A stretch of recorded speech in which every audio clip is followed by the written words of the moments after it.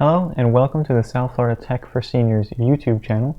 I am Sam Friedman, the founder and president of South Florida Tech for Seniors, and this is our very first video all about Zoom.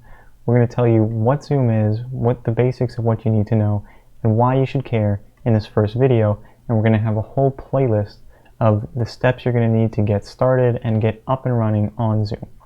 So first of all, what is Zoom?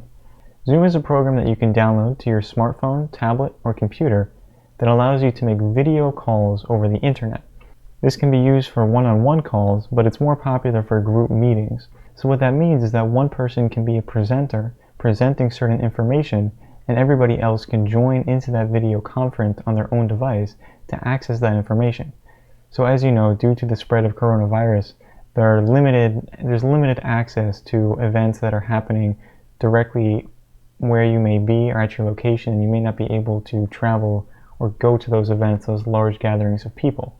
So what Zoom does is it allows you to have those events virtually over the internet. So believe me, once you go through this playlist, I know it may seem intimidating at first, but we will walk you through what you need to know, how you can get started, and it will make it super simple for you. So this is just a quick look at the Zoom website. As you can see here, they're all about usability, the ability to join on any type of device. So you can join somebody, if you're using an iPhone and they're using a computer, for example, you guys can both join in the same meeting.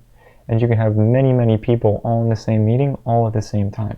So that is one of the many advantages of Zoom. I mean, through Zoom, you can attend virtual conferences, lectures, or even video chat friends or family. So this is something that you should definitely care about, something that you should be aware about, and something that's become very popular for people of all ages during this time, of course.